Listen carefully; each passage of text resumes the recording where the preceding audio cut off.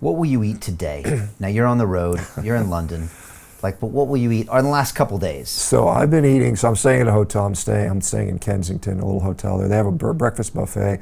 I eat a dozen eggs for breakfast and a few, I guess, rashers of bacon. I have a little bit of cheese and a little bit of salmon. That's my breakfast for the last 3 days. Tonight we're going out to Blacklock Coventry Gardens or something. Yeah. Gonna have some steaks there tonight. So. Okay, and then when you get there, what will you order? I don't know. I have to look at the menu. Okay, but a big steak or a couple steaks. Well, I'll probably get a steak, maybe an appetizer of some sort, Okay. But, yeah. And vegetables or no? No. Fruit? Probably no. So it's protein only. Well, protein and fat. And fat. Fat's important, right? Okay. So that's with cheese and things like that. Right. Or the fat on the meat. Fat on the meat as well. Ribeye steak or something, yeah. And do you prefer red meat over anything else, or do you like to mix it up?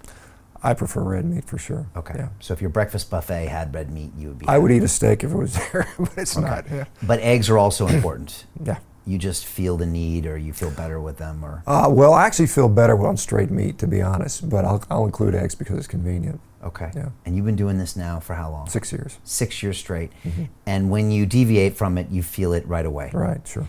And you're 55 years old. Correct. And you just won a rowing competition. Well, I just picked up the #1 ranked time in the world on the concept too. Yeah. Right, and that's a sprint, 500 meter sprint. Right. And you're 55 and you're beating Olympians. 20-year-olds. 20-year-olds. Yeah. You're not 45, you're 55. Right, 55. Right, yeah. all right. That's a data point that, it's one data point, but it's something to mention. All right. Well, I'll tell you. Yeah. The #2 guy, the #3 guy, and the #5 guy. Guess what diet they're on? Carnivore. They're all carnivore. Really? Yep. All right, so not only is it a way of decreasing inflammation and just having a better human life, you think it's a diet for peak human performance, potentially. Potentially. I am now, there is a Michigan State decathlete. He's one of the top guys in the country on it. There is a guy just made the U.S. Olympic wrestling team. He's on it. Several guys in the NFL, several top-level MMA fighters, several athletes from all over the world have done this. Okay. Rugby players, jiu-jitsu athletes, so yeah. But Shawn, everyone knows you need carbs. You need glucose, right? Okay. You need glucose. Explain this. So glucose, we clearly need. Our brain needs it. Our red blood cells need it. Parts of our kidney need it. There's certain cells that absolutely require glucose. The nice thing is the body is designed so we can make plenty of glucose. We have no problem. My glucose is never zero. In fact, sometimes it's quite high, particularly during high-level sprinting and heavy, intense activity. So through something called gluconeogenesis, which is a conversion of amino acids or glycerol from triglycerides, from fat, we can turn that into glucose, all the glucose we need. And in fact, it gives you what you need, so your body makes exactly what you need instead of over-consuming, because that's what we often do when we eat carbohydrates. Carbohydrates, and I don't want to demonize carbohydrates. A lot of people do fine with carbohydrates. I don't think they're evil or anything like that. For some people, they just do better without them. I'm one of those people. And when it comes to certain health conditions, clearly there's a benefit from eliminating them or drastically reducing them. So I find that like my liver, through another process called glycogenolysis, so it breaks down the glycogen, your liver can increase that by 15-fold just with exercise, and I've had no problem. I've gone in there with relatively low blood glucose and pulled off a world-class performance, rowing. And so, all right, world-class athletes can have a meat-only diet and still perform.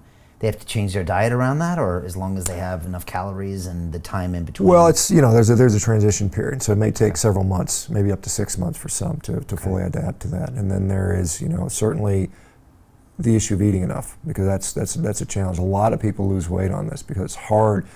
The problem with meat, the good problem is it's very satiating. The bad problem is very satiating. So if you're trying to maintain a lot of weight, you got to eat a lot, and sometimes that's hard to do. Yeah, you have to almost kind of force feed yourself to keep that calorie amount coming up. Yeah, I know what that's like. When I went on the vegan diet, I found that I guess I had to eat more, but I was training for the Ironman as well. Mm-hmm. But yeah, the meat is a good thing because you're not eating those carbs, so it's a great way to lose weight. I think people have always known that, Atkins diets, things like that. But if you want to maintain and keep glucose levels, you have to educate your body that it has to consume more. Potentially, yeah. Particularly if you're an athlete, yes. Okay. All right. I went to Botswana on safari many years ago. And I remember going out there and I saw the lions and they would eat the gazelles. And I remember thinking to myself later, you know, they didn't have a loaf of bread with that. They didn't have a salad. And like clearly these animals have been living for hundreds of years without complex carbohydrates that were farmed and then baked.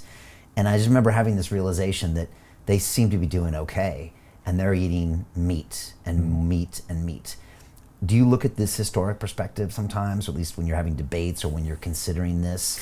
Well, I mean, you know, obviously they're different species, right? And so there's that caveat there. But if we look at, you know, the entirety of evolution and all the animals that have ever existed on Earth, something around 80% of them have been carnivorous. That has been the default setting for animal survival. And to become adapted to consuming plants took a lot of specialization. And so we see these big ruminant, you know, animals, these herbivores and other animals, they have this adaptation in their guts that humans, you know, we have some capacity to do that. It's not, you know, I think humans are omnivores. I mean, I've never said humans are strict carnivores. We are omnivorous.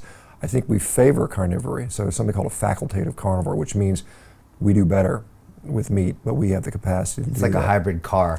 Like it can do electric and fuel, but it prefers the fuel. So if we have to, we can go forage and hunt and gather, but we would prefer to eat meat. Well, if you watch any survival show, you know what happens, right?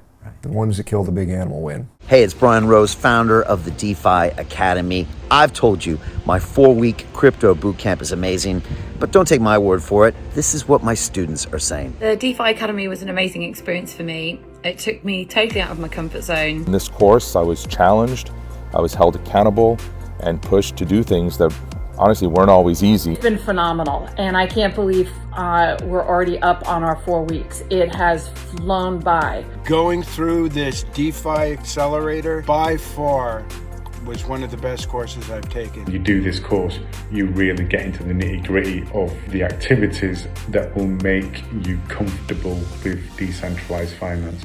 Thank you so much to Brian and everyone at London Real and the DeFi Academy for even putting together an amazing course like this. Anybody else that wants to do it, please sign up.